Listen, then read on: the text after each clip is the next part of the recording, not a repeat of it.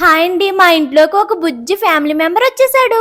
మా హనీ ఎప్పటి నుంచో పప్పి కావాలని అడుగుతుందండి. తన డ్రీమ్ ఇప్పటికి నెరవేరిందండి. మేల్ పమీరియన్ పప్పినైతే తీసుకున్నామండి. చూడండి ఎంత క్యూట్ గా ఉందో. ఈ క్యూట్ మేల్ పప్పికి ఏం పేరు పెడితే బాగుంటుందో మీరు కామెంట్ చేయండి.